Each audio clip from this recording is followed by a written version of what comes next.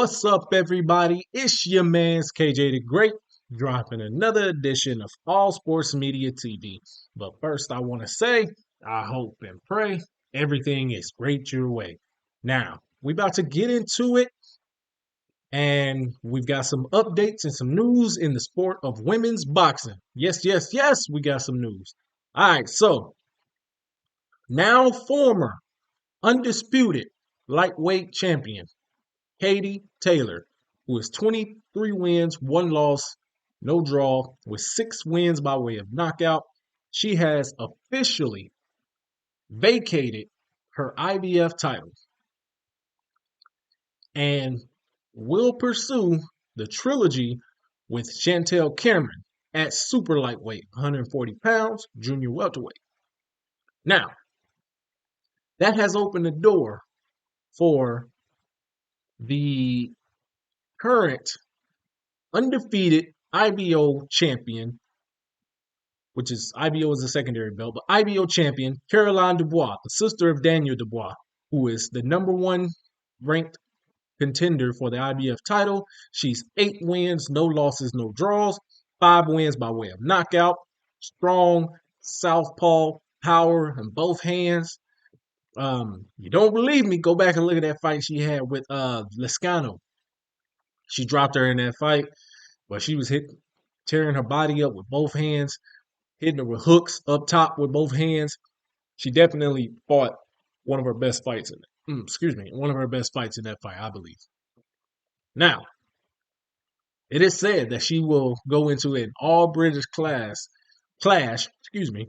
with the current European champion, that being Rhiannon Dixon. Rhiannon Dixon is 9 wins, no losses, no draws, with 1 win by way of knockout.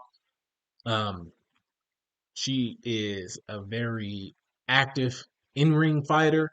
By that I mean she shows a lot of activity. She's got speed.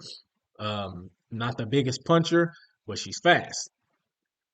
Fast with both hands, fast with her feet. She can move around the ring if needed. So this is going to be an interesting fight. As Caroline Dubois, she's the type of fighter that is a pressure fighter. She can be a pressure fighter in any type of circumstance. She throws heavy punches, round for round. So this is going to be an interesting fight. Now, the negotiations are ongoing as of right now, and they have until January 20th to get a deal done, or else that fight will go to a purse bid.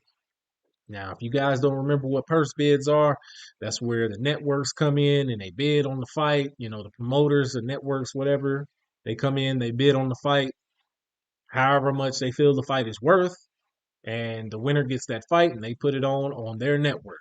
Now, as you guys know, like I said before, Katie Taylor, she's with DAZN, so that fight is already going to be locked in. That trilogy is going to be worth a lot of money. It's going to be an explosive fight to kick off, or for her and Chantelle Cameron to kick off 2024. I can't wait to see it myself. I did a live stream over the rematch. Man, I love y'all. Y'all tuned in hard. Y'all shared that with your people hard. It was 2,000 people tuned in for that fight. So I appreciate every one of you guys that tuned in. Now, back to this fight. As you know, Caroline Dubois, she is the current IBO champion. If she wins this fight, she'll be the IBF champion. And she said many a times before that she wants to fight the best fighters. And she's also name dropped some of the best fighters. She said she wants to fight the likes of Amanda Serrano, Katie Taylor.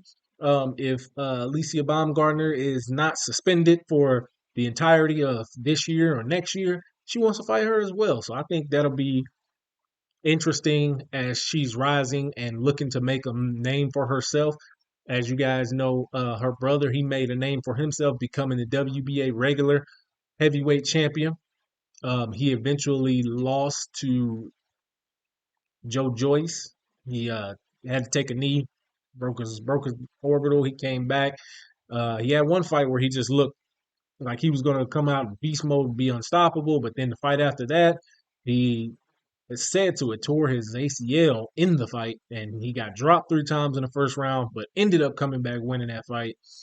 Then he went on to have a clash with the current unified heavyweight champion Oleksandr Usyk and lost that fight.